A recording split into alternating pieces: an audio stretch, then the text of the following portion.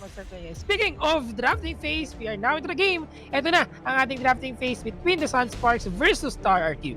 Now guys, huwag kayong mabibigla kung mabilisan yung kanilang mag-pick dito. The draft is done manually and we already have the draft na rin actually on our hands right now. GG's Fear, it does appear na ang naging ban ng RRQ is Gragas and Akalin. Sa kabila naman for SUNSPARKS, it is Zed and Lee Sin. And ang kapansin-pansin, Yasuo has been opened for picking ng SUNSPARKS, a win condition that we saw 2 out of 3 times yesterday. Now, for the win condition ng RRQ for the series, simple lang, unlock your superstar dragon laners. Tignan natin kung ano ang ibibigay na pick para kay Viper. Yep, and well, opening Yasuo could be a risk then as well for the RRQ, no? It could be a bait for the SUNSPARKS na pag ginamit si Yasuo, could opt for other champions. Pero since they have Wukong already for the SUNSPARKS, medyo alam mo yun, mapapaisip ka ng konti if they're still going to go for that Yasuo. But they have Vi, Camille, for team of RRQ, which is very interesting as well. The Assault and Battery and the Hextech Ultimatum combo. At pretty much, I think, ang maganda dito kay Camille, right now, one of the reasons why she's more on the meta is because, alam mo yun, she's more being used to just use yung kanyang Hextech Ultimatum. Yesterday, I saw a lot of initiation with the hook shot and Hextech Ultimatum, and then ang next na ginagawa nila dito is just back away lang siya. The rest of the members of their team would just try to push it as well. But I'm leaning towards of having a support for the RRQ na maybe Brom, or we'll see. Let's see kung sino yung magiging last pick nila dito. We're looking for probably support para sa last pick ng RRQ. Right, I think it is going to be Brom, especially kapag na-pick na nga yung mostly contested support that we have right now, which is yung Alistar, mga kaibigan. Alistar wins game. Sa kabila naman, I think we have Kaisa as well. That is just the king of the late game or queen of the late game kung sabihin na nga natin, GG's Fear. But yeah, you mentioned Camille kahapon, pinaganan ng play ang Camille jungle. So tamang-tama yung analysis mo doon, GG's Fear, that Camille is not just about split pushing. Pwede pa siya mag-initiate ng laban gamit ang Hextech Ultimatum. Plus yung hookshot din kasi, grabe, pwedeng pagpasok, pwedeng pangalis. Yes, and talagang, well, we're looking at the current picks at the moment. We already have, Fiora, Wukong, Orianna, Kaisa, Alistar. Very dangerous, scary, to be honest, para sa SUNSPARKS dito. They have, the backup coming from Wukong, the backup coming from Fiora as well, together with the Alistar. And let's say, wag nating ikakalimutan yung Shockwave from Orianna dito. That could give them a lot of advantage, yung wombo combo potential that they have on their team. Now, that's interesting kasi we're talking about SUNSPARKS and looking at how the draft went, mga kaibigan, Yasuo was open but they opted for Orianna. They want sets to unlock. Gusto nilang sabayan itong Corki ni Viper because again, the win condition for RRQ is to unlock their superstar dragon laner. Sa kabila naman, their captain, they're putting their trust on their captain na masabayan itong si Viper. And I think I will agree on that as their win condition as well because the best way to defeat the dragon laner ng opponent is to unlock your own as well, diba? Yes, talagang mag-a-unlockan sila dito ng kanilang mga win condition. And this is mga kaibigan ng ating first game for today, SUNSPARKS versus RRQ. And again, we are just going for the first game at semifinals tayo sa ating C-Icon series here in the Philippines, Day 2 Preseason. Standard start. And does appear na walang mangyayaring 1-to-1 na strategy dito mga kaibigan. So it's just going to be the mid laner staying in the mid lane and the dragon laners also staying at the dragon lane. Now we have Wukong for the Jungle of Fate. We know how impactful that is pero maghihintay pa yan ng level 5. Same with Vi na magkakaroon ng game-changing ultimate once they hit their level 5. Yes, seems like standard laning phase and walang body system na nangyayari dito coming from the jungles and the support. But the top lane, we're seeing that aggressiveness coming in from both the bottom laners dito. We're seeing that for syempre, just normal trade lang between Camille and Fiora. And looking at the, we're seeing that Fiora did go for the Ignite, instead of going for the Barrier.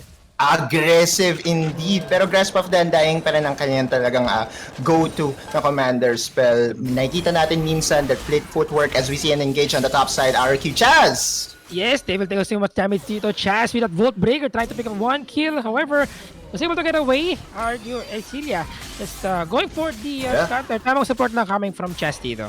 Now, RRQ's composition is all about tower sieging. Corki is known to have an easy avenue or easy path of getting a power spike as we see Mage engaging. Look at that sound. Viper did stunning to Viper. Now Maze trying to disengage. Ooh. That did go with the both breaker still inside the team fight. Dito Fate takes so much damage with that Gatling gun from Pro Viper dito. That's gonna be the first blood.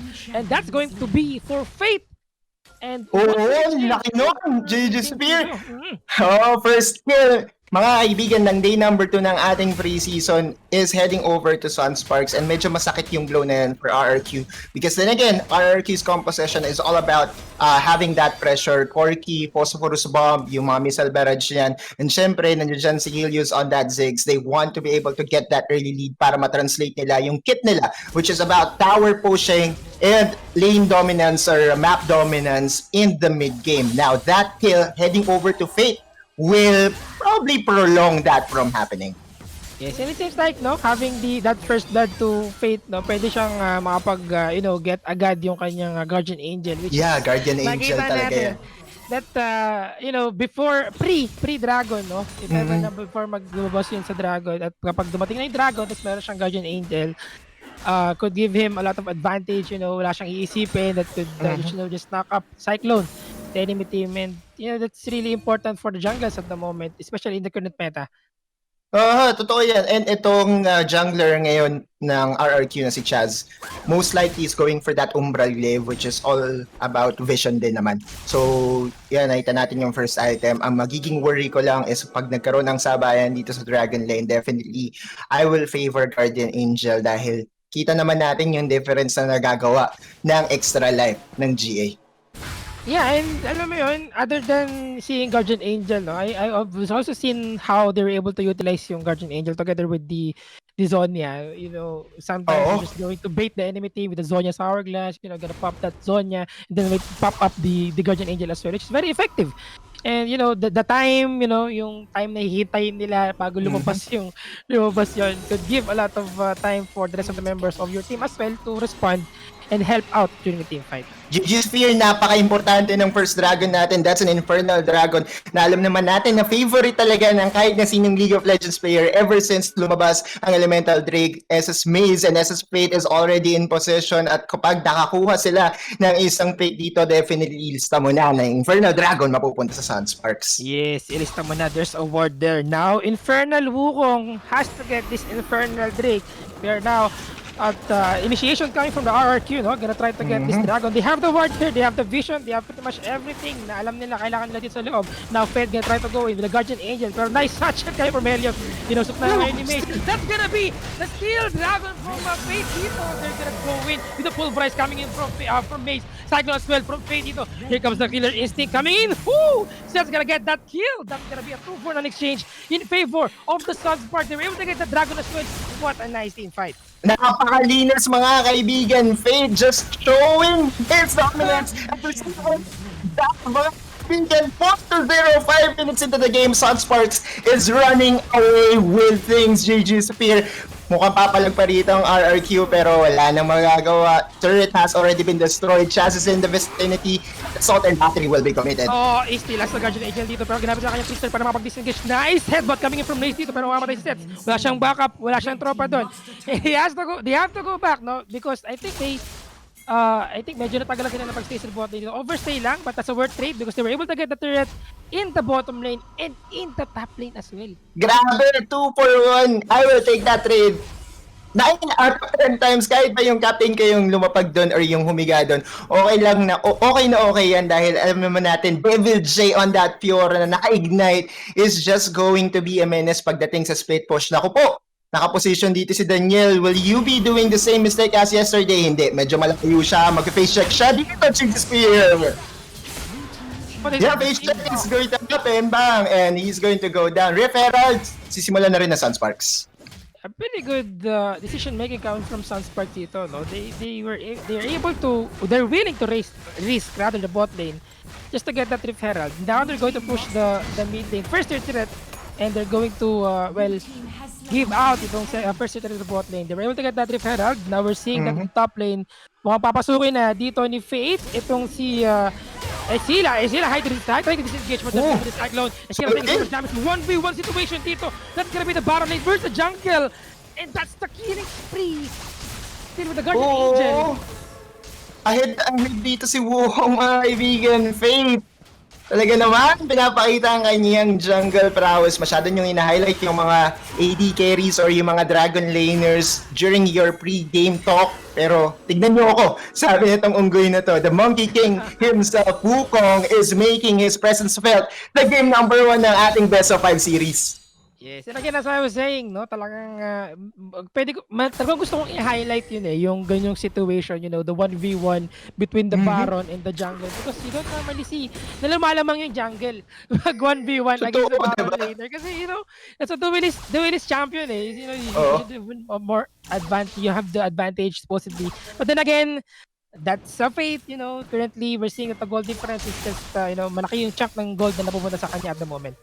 Yeah, Fate is just having, at the time of his life, 3-0-0 nga. Plus, meron pa nga siyang Dragon Steel. Now, RRQ still has this win condition to wait it out, wave clear and wave clear. The only worry I have for them is yung binansagan nga natin na queen of the late game is from the side of SUNSPARKS. Itong si Kaisa. So, they really have to up their tempo right now. Viper, wow.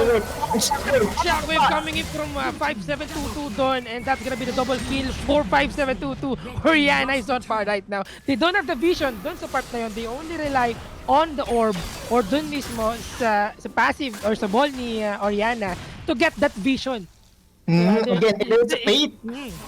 Again and again, it is Fate that is doing the starting move or yung initial engage, mga kaibigan. Really, a very good performance. Look at the KDA, 3-0 and 4 kill participation, 100% pa rin sa unggoy. Yumos Ghost Blade plus Guardian Angel, and nandiyan na rin ang kanyang Zonias. The status is already active. Medyo mahirap nang pigilan yung juggler ng SUNSPARKS dito. Yeah, speaking of Bayang Pagila here, Glacial Fisher coming in from Danny dito. Now, nandito si Fate, still has the Guardian Angel. That's gonna be the attack coming in from Orianna. Just giving out damage dito, no? Well, we're seeing that nasa top lane pa si Devil J. Just pushing in freely in second tier turret. They're going to take this dragon. Wala silang teleport dito to respond. Here is team fight. Here comes the initiation coming in from Osila. Shotgun has been used by Fate dito. Hextech ultimatum as well to block out into 5722, but there's gonna be the killing spree. He has the Zonia's Hourglass. A double kill coming in for Orianna dito. Going for a triple kill. Here comes the Void Seeker, pero wala tinamaan doon. But set with that killer instinct. Gonna kill Helios. Wala nang buhay dito si Mace. They have to go back down. For non-exchange in favor of the SUNSPARKS, gaining that the second tier to the top lane and the dragon as well. That's gonna be the second Drake for the SUNSPARKS. This is a snowball, mga kaibigan. Almost a 10k gold lead. Magda 10 minutes pa lang tayo, and I think SUNSPARKS has this in the bag. RRQ went for the desperation play. They wanted to challenge that Mountain Drake. Instead of waiting it out, alam nila na pagdating sa scaling, lamang talaga ang Orianna, lamang din talaga ang Kaisa. So, with that 4v5 advantage, they had to go in. Hindi na pwedeng patumpik-tumpik. They just have to go and initiate that fight. Unfortunately for them, SUNSPARKS is really way ahead, at kahit 4 lang yung members nila dun sa clash na yun, they come out with a victory. Yes, kailangan talaga nilang i-push through yun. Parang alam mo yun, when it comes to yung mga situation na parang kailangan mo na bang gawin to or kailangan ba nating hayaan to, because at this moment, to be honest, SS, they really have the edge in this game, no? Kasi kaya nilang labanan, talunan yung RRQ, even having only 4 champions. Wala pa yung top lane nila dito. Devil J is not responding yet in any team fight, no? Doon lang more on focus on the top. Trabaho lang talaga. Yeah. Yes, trabaho lang, walang personalan. Getting that 2 tier turrets in the top lane kaagad at this point of the game. And we're seeing that SS has, the map control. They have a lot of vision in the jungle of RRQ, not giving them the opportunity to, to defend or at least farm in the jungle. Tama ka dyan, yung vision, kitang-kita mo naman, brown out sa kabila, samantalang sa SUNSPARKS ang liwanag. At isa pa sa napapansin ko rito, pinaglalakad nila si Shelly, malapit na sa second tier turret. Pag umabot yan doon, definitely sisimulan na yung Baron, pero may 1v1 tayo dito sa bot lane. Yep, kung magkakaroon ng 1v1 dito, ginamit ang kanyang Rift Herald Devil J can try to push in. Oop! Killer Instinct has been Oh, used by Maze and Seth dito. But disengage lang si Jazz with that flash and Vault Breaker as well. Daniel will use that Unbreakable para lang ma-shield. At subukan protektahan ang tropa niya dito. Now we're seeing Devil J still pushing the bot lane as Hila try to push in with a hook shot. Pero, syempre, mahirap-hirap na yan si kaibigang Oscar. Teleport is being used in the Baron dito. They have the vision, they have one ward and one tick para mawala yung ward na yan. Pero di nila alam. Alam nila pala, rather. Pero can try to steal that with the back and burn bomb. Pero syempre, that's gonna be the smite for fate dito. The shockwave! 5-7-2-2 with the shockwave dito. 2-man shockwave. Maze, galit na galit. Is that a support Alistar? Yes, that's a support Alistar. And that's gonna be the Baron secured, powered by Mountain Dew. Powered by Powered by Mountain Dew, indeed mga kaibigan. Yung ginawa ng Alistar doon, zoning out the jungler was very important because, again, inabuhay niya lang si Vi. Nung nakita niya na palapit si Chaz, yung headbutt palayo. At ang makulit pa doon, hinabol niya pa, kinonvince niya pa yung sarili niya na hindi, kaya ko pa itong patayin, nag-flash in pa siya. But that's okay. Flash burn for a Baron secured na powered by Mountain Dew is definitely a huge win para sa SUNSPARKS, and I think kakatok na sila sa base ng RRQ. Kakaiba. Iba yung playstyle na ginagawa ngayon ng SUNSPARKS, no? Talagang showing the RRQ the dominance na pinapakita nila ngayon. And it seems like the pressure that being given to the RRQ is just too much at the moment, no? They have to think when to go in. And speaking of shockwave, grabe naman ang mga shockwave dito. Di 5-7-2-2, umabot na ng dulo ng mapa kahit nasa loob ka pa ng base. Wala kang tataguan. That's the third turret here in the mid lane. Inhibitor turret gonna be taken down by the SUNSPARKS. The top tier turret as well will be taken down. Now the Nexus is open. Meron pa yatang bot lane dito. We're still seeing the Baron secured, powered by Mountain Dew. Pero look at that Cyclone coming in from Fate dito. And that's gonna be the Mega Inferno Bomb. Gonna be ending this game. Guardian Angel throwing out. Pero nasa loob pa rin sila dito. Just focusing on that Nexus. Susubukan pa nila magkaroon ng trade. But that's gonna be the win for the SUNSPARKS sa ating first game sa ating best of 5 Game 1 series.